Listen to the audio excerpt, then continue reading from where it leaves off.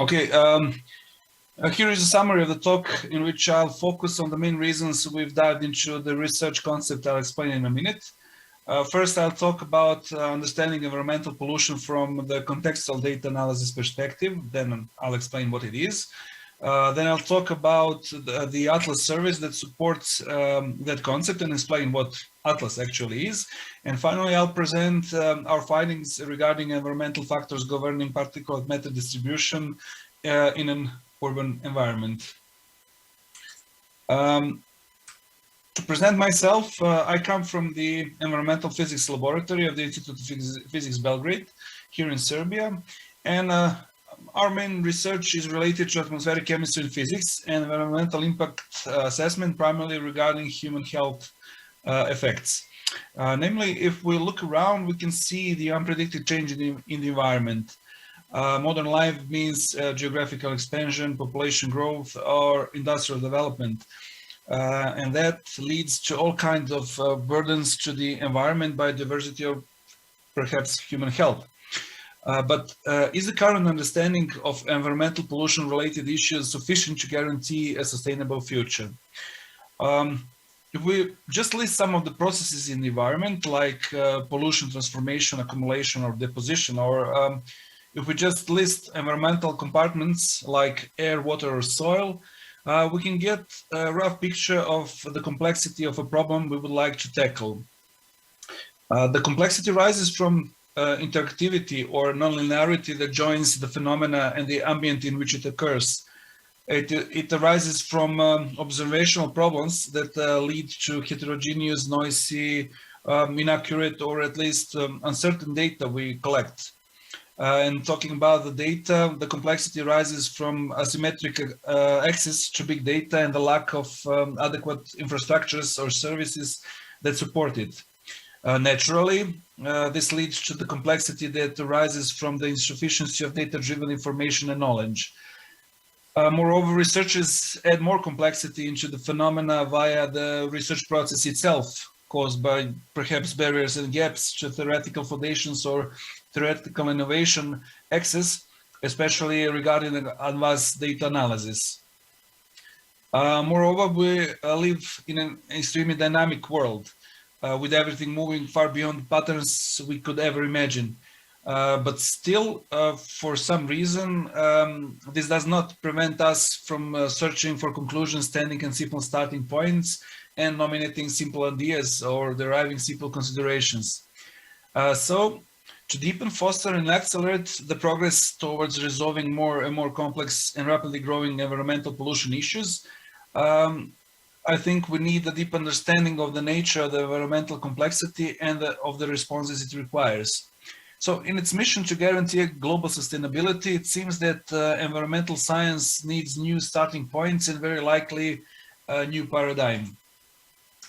In a search, for example, of a new paradigm, our research moved towards environmental complexity recognition and sophisticated synergetic modeling. And this led us to the artificial intelligence. And finally, that led us to the ARLs service and the project, which is founded by the Science Fund of the Republic of Serbia as a part of the artificial intelligence program. ARLs aims to provide a new artificial intelligence theoretical foundation as one of the main pillars of the environmental science new paradigm. We think it will balance the data by delivering a tool capable of providing in-depth insights into a variety of the characteristics of environmental pollution. The tool means accurate modeling, capable of delivering a solid basis to dive into the environmental pollution fate, forecasts, or perhaps development of scenarios such we have in climate modeling, for example. This way, ARLs will provide evidence-based knowledge. But to start revealing the complexity of the environmental pollution, let's dive into the brief history of environmental science. Environmental science was limited to laboratory experiments, case studies, or monitoring for decades. More and more sophisticated equipment measured more and more precise data. And this approach provided a large amount of data and some amount of knowledge. but does it help us in revealing the global environmental fate of, for example, particulate matter, bearing in mind its composition with potentially toxic, mutagenic, or cancerogenic constituents? Well, let's see. This could be a basic overview of what we think of as environmental pollution related ambient is. We can think of emission sources, perhaps meteorological factors shaping air circulation, or sun and its radiation shaping daily or seasonal cycling, etc. Also, we can think of chemical reactions, environmental compartment interconnectivity, or interactions of all of the aforementioned. But actually, we can observe just some of the emission sources or some of the meteorological factors. What happens if we, or what would be our perception of the same ambient if we just add a few more facts? For example, lightning produces many reactive species and certainly affects atmospheric chemistry and many pollution-related processes. So, although we are limited by a number of parameters we can record or by the equipment imperfections, our goal is to outline the ambient in which the phenomenon occurs and use the methods for data analysis capable of providing evidence-based answers to suppose simple questions such as, for example, what is the importance of temperature that shapes PM levels in urban areas, or what is PM dependence on high pressure during intensive rainfall, and is there a difference in continental areas or the areas beside the sea, or which environmental factor is more important, when and why? Okay.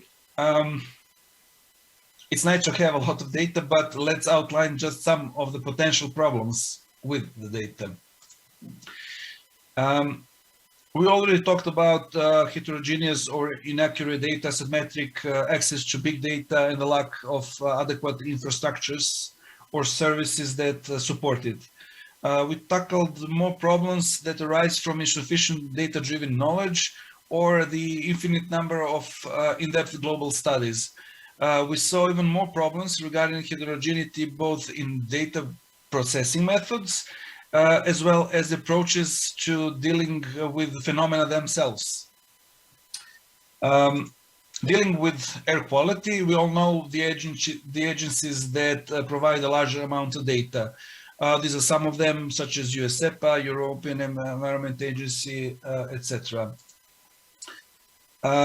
We all know the most of the measurement station, what measurement stations measure. So basically, there are just some of the criteria air pollutants, just some of volatile organic compounds, and just some of PM constituents. Knowing that urban area pollution is shaped by more than 400 pollution species, for example, we can see that we measured more than 20 times fewer parameters. And a football match at its beginning has 22 players.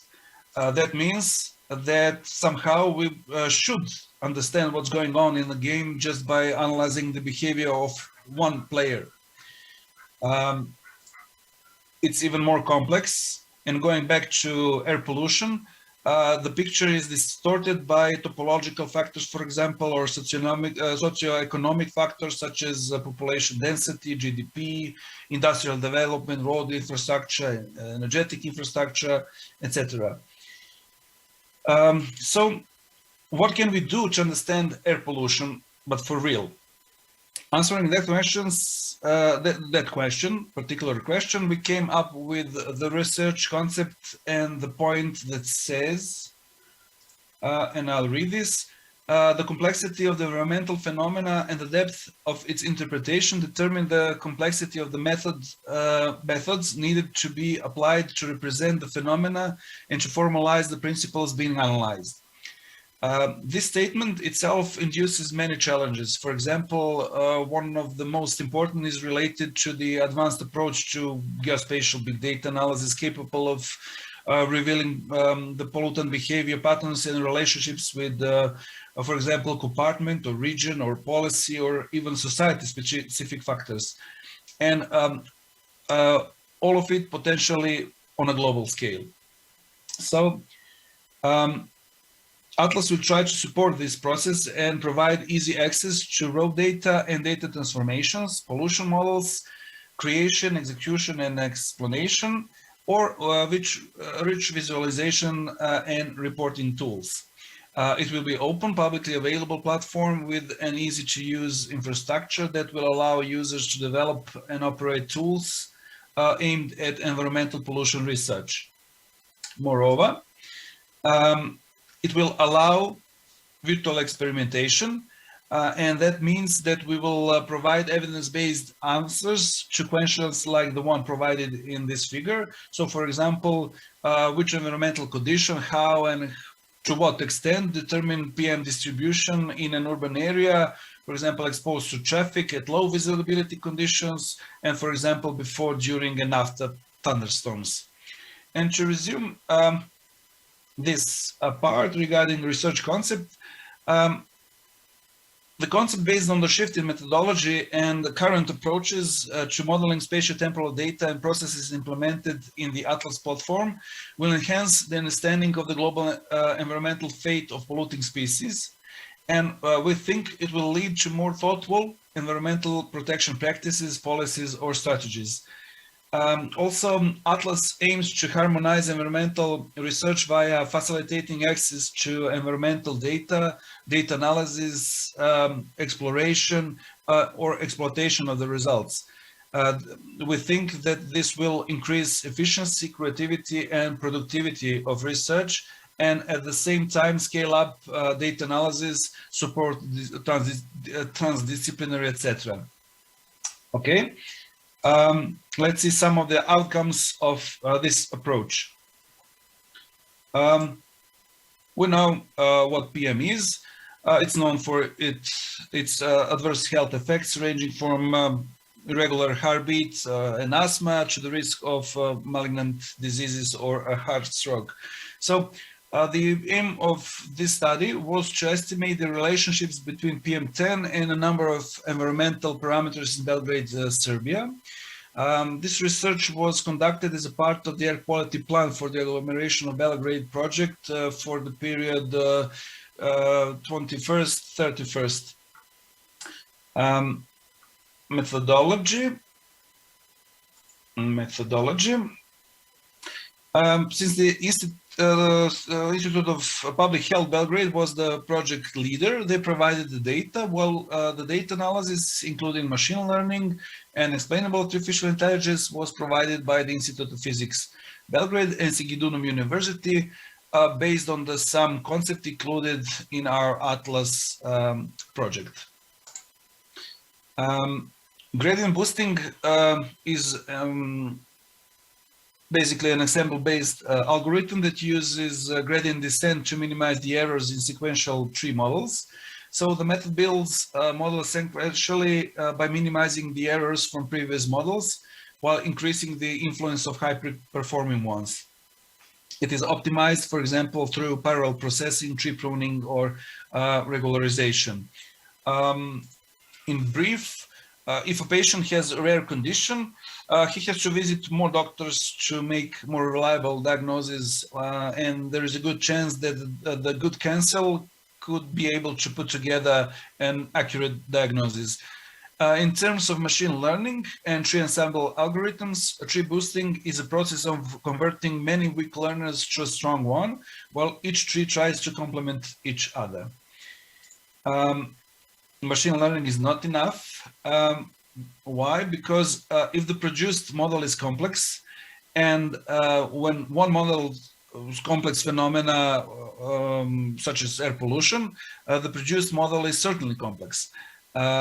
So there is a field in artificial intelligence called explainable artificial intelligence that offers methods capable of providing an interpretation of the produced model. Among them, Shapley additive explanations is one of the best, and it connects game theory with the local explanations, answering basically the question of how to fairly distribute the payout, which is considered as prediction, among the players, which are considered as features. So what the results show? First, XGBoost evaluation statistics show good performing models at 5 monitoring stations in Belgrade. And secondly, SHAP indicates that PM10 in Belgrade was predominantly determined by changing the intensity of emission sources. Meteorological parameters, including momentum, flux intensity, standard lifted index, volumetric soil moisture content, and temperature, as well as some pollutants, were among the 5 most important variables that describe PM dynamics in Belgrade area. For example, regarding volumetric soil moisture content, it should be noted that in urban areas, suspended particulate matter originates from anthropogenic sources that include emissions. After the emission, the pollutants are subjected to a variety of physical, chemical, and photochemical reactions, and many processes take place on the surface of particulate matter. This includes gas particle conversion, adsorption, deposition, etc.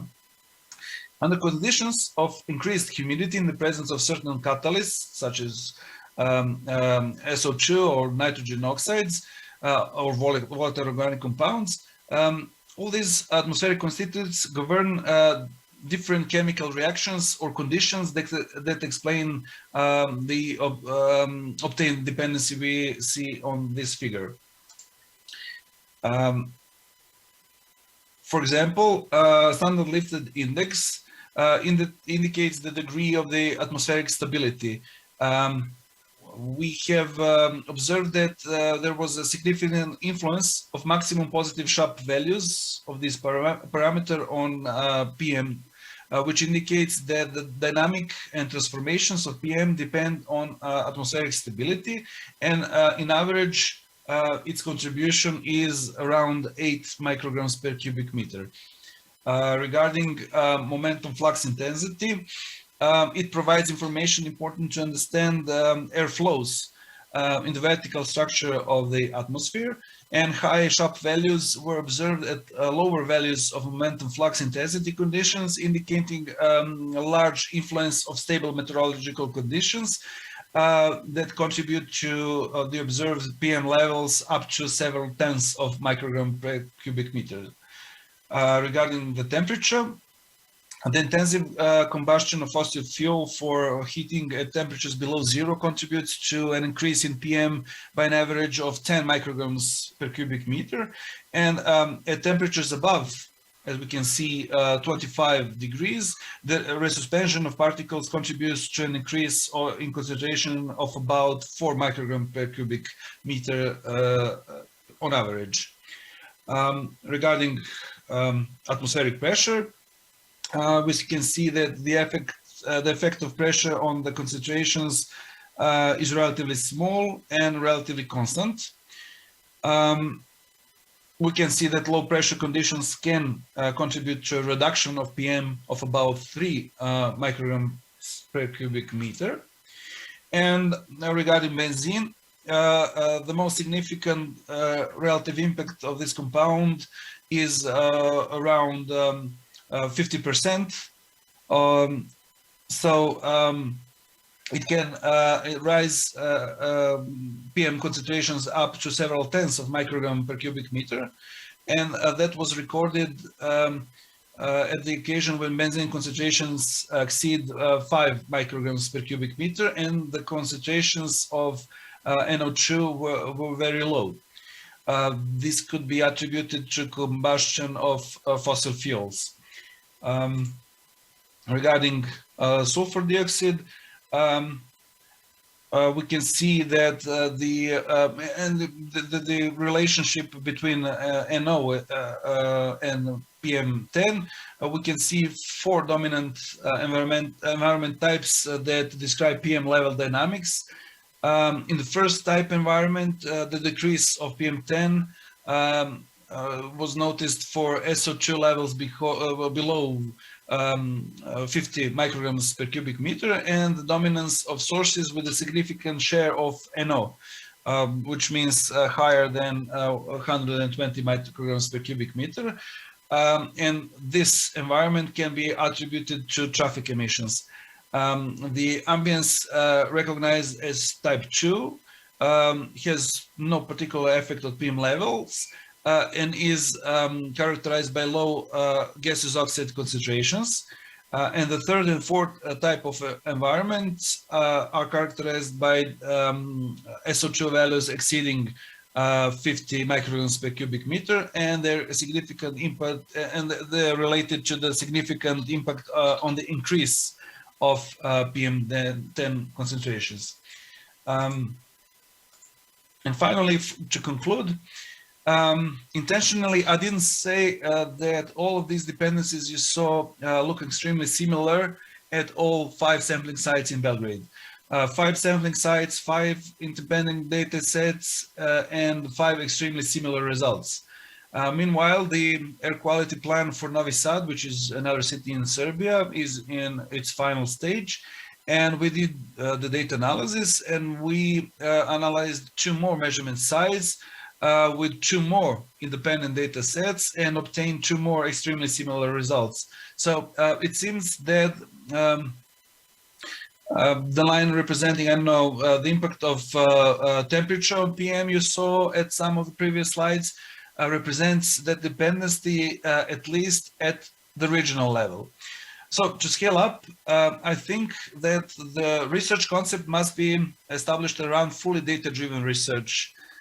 It must be based on the synergy of big data, various highly advanced modeling techniques such as artificial intelligence, and related infrastructure such as supercomputing. This way, the capturing of defining factors and processes that govern the evolution of polluting species can obtain precise quantitative characterization, even down to the level of functional dependencies. Also, we have to provide a tool for virtual experimentation. So why not have answers to the questions of what affects the phenomena, what is more important, how it depends on what, or how much it depends on what.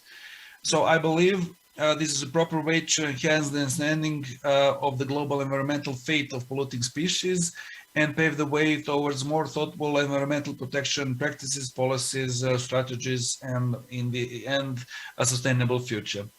And thank you for your attention.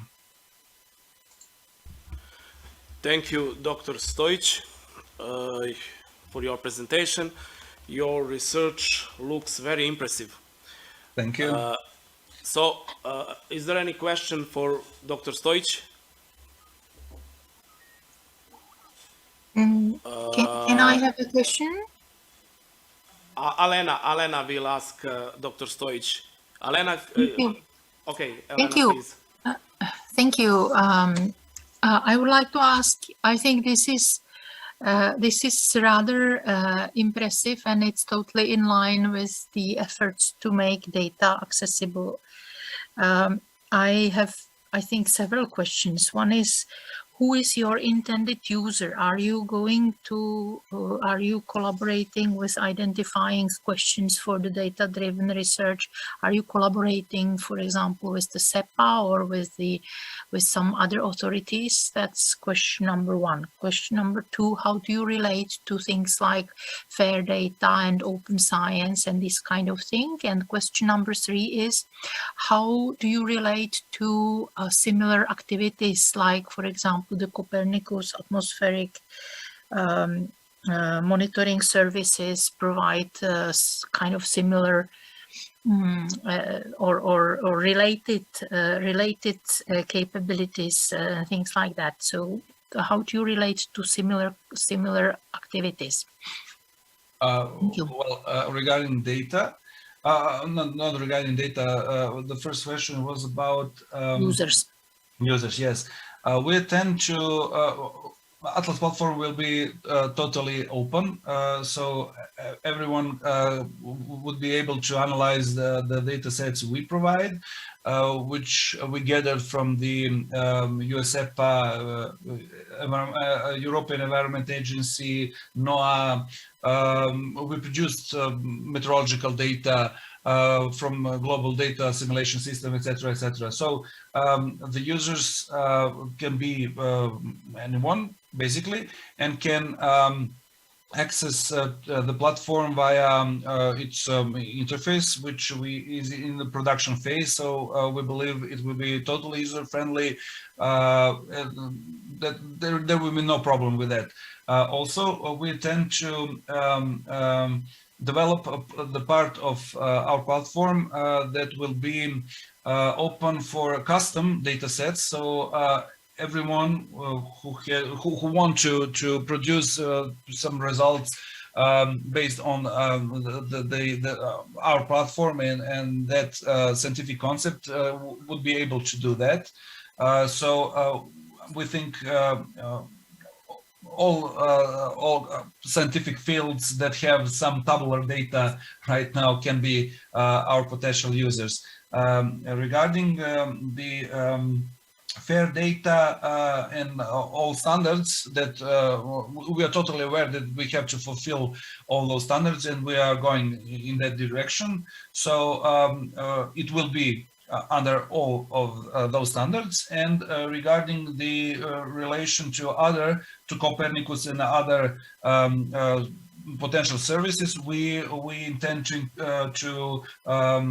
be a part of that community. So we tend to raise our service to the level that we be to be good enough to be a part of that community of services in other scientific fields. Thank you. Supplementary. Is this a virtual repository, or is it like you download the data from other sources? We downloaded the data because the data were not clean enough to be used in the analysis as they were, for example, at USEPA servers or EEA, etc. So we downloaded the data, we cleaned up the data, we did some pre-processing records about everything we've done. Every step is documented and exists on our service, so everything will be clear and transparent. So, but we decided to download it because of these things. We find, for example, negative concentrations. We have problems in I don't know. For example, removing unreliable values, some processing, there were concentrations highly above those numbers that we can observe. So several millions, for example, micrograms per cubic meter. So we have done some pre-processing, and we use it as our Atlas database, for example, version 1. We will explain and document what we have done with the data. So that is the primary reason why we downloaded the data. And we generated data, for example, meteorological data, and it's uploaded on our supercomputer, so it's there available for the users. Yeah, I can understand that it in some cases is, and certainly you need to download data for any analysis you want to do, but as access to data, I think you need to consider things like, for example, for air quality, the databases are not static. They Yes. after the data are reported, they can be changed because of the quality systems around that. So do you consider that? Yes, If yes. you were doing new analysis, new data will be downloaded, maybe Yes, of course. pre-processed the same way? Yes, Okay. yes, indeed.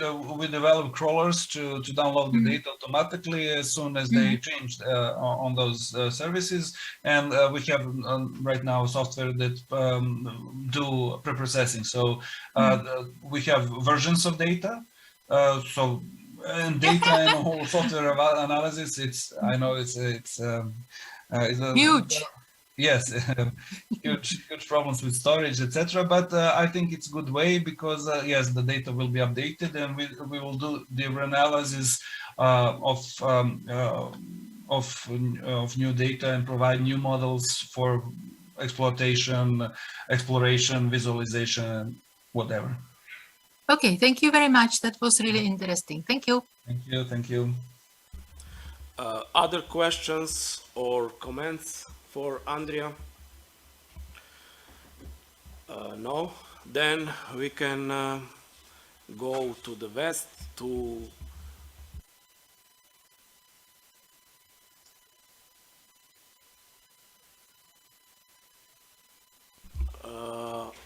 okay, we are back.